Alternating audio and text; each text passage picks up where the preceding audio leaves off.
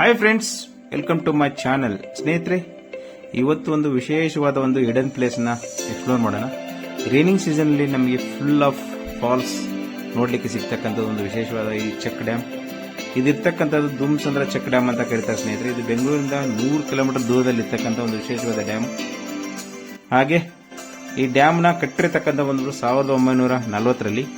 ನೋಡಿ, ಆ raining season ಅಲ್ಲಿ ತುಂಬಿ ಹರಿಯೋದು ಒಂದು ಕಣ್ಣಾರೆ ತುಂಬಿಕೊಳ್ಳಕ್ಕೆ ಒಂದು ತುಂಬಾ ಅಮೇಜಿಂಗ್ ಪ್ಲೇಸ್ ಅಂತ ಹೇಳ್ಬೋದು. ಇವಾಗ ಹೇಗೆ ಕಾಣಿಸುತ್ತೆ ಅನ್ನೋದು ನಾನು ನಿಮಗೆ ಇವತ್ತು ಎಕ್ಸ್ಪ್ಲೋರ್ ಮಾಡ್ತಿದ್ದೀನಿ. ಇದು ಯಡಿಯೂರಿಂದ ಕೇವಲ 11 ಕಿಲೋಮೀಟರ್ ದೂರದಲ್ಲಿ ಇರ್ತಕ್ಕಂಥ ಒಂದು ವಿಶೇಷವಾದ ಒಂದು ಚೆಕ್ ಡ್ಯಾಮ್ ಅಂತ ಹೇಳ್ಬೋದು. ಬನ್ನಿ ನೋಡೋಣ ಈ ಡ್ಯಾಮ್ನ ವಿಶೇಷ ಬಗ್ಗೆ.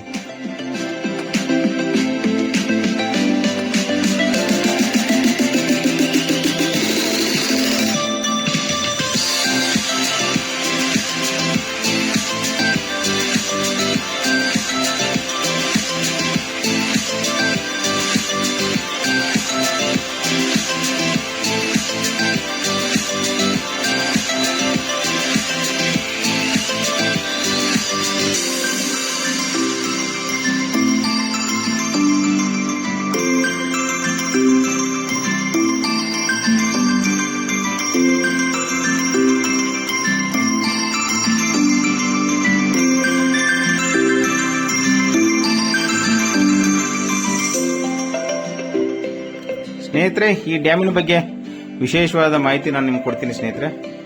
ಇದು ವೀರವೈಷ್ಣವ ನದಿಗೆ ಅಡ್ಡಲಾಗಿ ಕಟ್ಟಿರ್ತಕ್ಕಂಥ ಒಂದು ವಿಶೇಷವಾದ ಚೆಕ್ ಡ್ಯಾಮ್ ಅಂತ ಹೇಳ್ಬೋದು.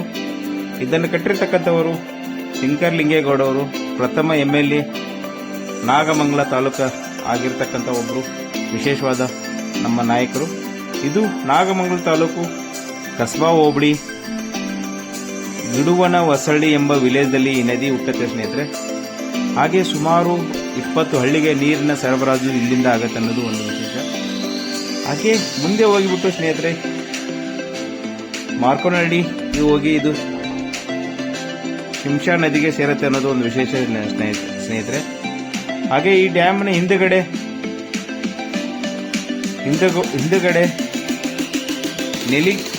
ನೆಲಿಗೆರೆ ಡ್ಯಾಮ್ಗೆ ಕಟ್ಟಿದ್ದಾರೆ ಅಂತ ಹೇಳ್ಬೋದು ಸ್ನೇಹಿತರೆ.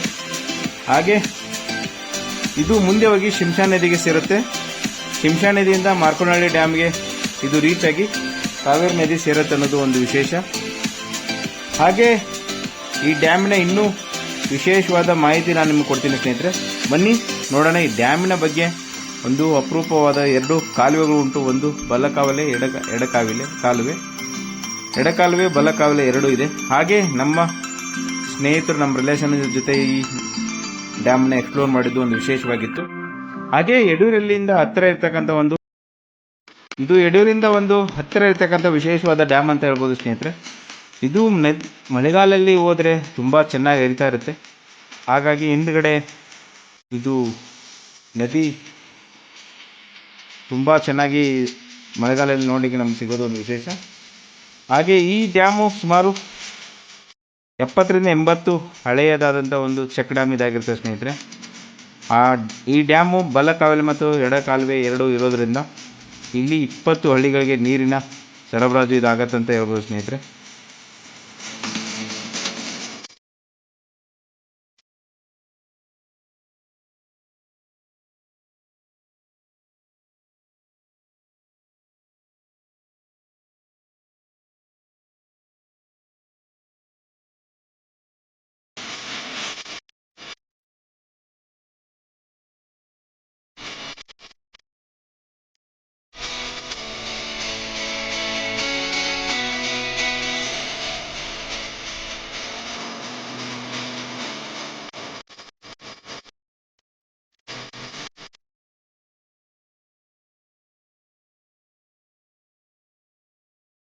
ಸ್ನೇಹಿತರೆ, ಈ ಚೆಕ್ ಡ್ಯಾಮ್ನ ನಾವು ಅಡ್ವೆಂಚರ್ ಥರ ನಮಗೆ ಒಂದು ಫೀಲ್ ಆಗಿದ್ದು ಒಂದು ವಿಶೇಷವಾಗಿತ್ತು.